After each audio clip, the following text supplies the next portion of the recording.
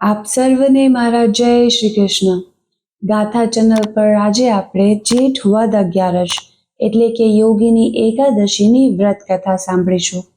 ચેનલને સબસ્ક્રાઇબ કરી વિડીયોના અંતે કમેન્ટમાં જય શ્રી કૃષ્ણ લખવાનું ભૂલશો નહીં. યોગીની એકાદશી વ્રત કથા. દેવાધિદેવ મહાદેવના પરમ ભક્ત એવા કુબેર ભંડારીએ હેમ નામના માળીને માનસરોવરમાં ખીલતા કમળ પુષ્પો રોજ પ્રભાતના પહોરે પહોંચતા કરવાની આજ્ઞા આપી હતી. હેમ નામનો માળી પ્રાતઃકાળે પૂજન સમયે રોજ કમળ પુષ્પો લઈ આવતો અને કુબેરજી એ પુષ્પો વડે શિવજીનું પૂજન કરતા. એક દિવસની વાત છે. હેમ નામનો માળી કુબેરજીની આજ્ઞા વિસરી જવાથી માનસરોવર ન જતા પોતાની અપ્સરા જેવી સુંદર પત્ની વિશાલા પાસે ગયો. પત્નીના મોંમાં પૂજાનો સમય વીતી ગયો.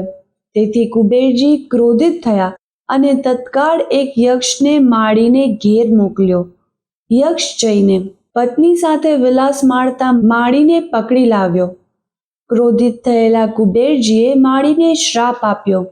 પત્નીના મોંમાં અંધ બની મારી આજ્ઞા વિસરી જનાર હે માળી, તું કોડિયો થઈને તારી પત્નીના વિયોગનું દારૂણ દુઃખ ભોગવ. કુબેરના શ્રાપથી જેના રૂવે રૂવે કોટ ફૂટી નીકળ્યો છે એવો હેમ નામનો એ માળી વનમાં ભટકતો પત્નીના વિયોગમાં રુદન કરતો રખડતો રઝળતો હેમાદ્રી પર્વત પર આવ્યો. પૂર્વજન્મના કોઈ સત્કર્મને કારણે એને માર્કંડ મુનિ મળ્યા. માળીનું દુઃખ જોઈ જેના દિલમાં દયા વહે છે એવા માર્કંડ મુનિએ માળીને યોગીની એકાદશીનું વિધિવત વ્રત કરવા કહ્યું.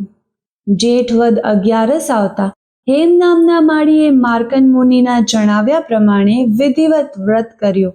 વ્રતના પુણ્ય પ્રભાવે એનો કોઢ દૂર થયો અને એની કાયા કાંતિવાન બની. એ હર્ષઘેલો થઈ પત્ની પાસે ગયો.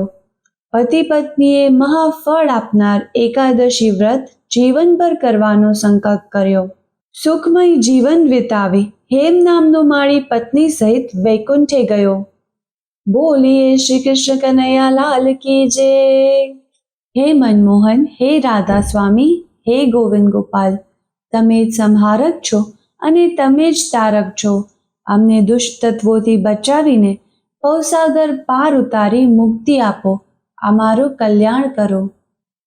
હરિ ઓમ તત્સત.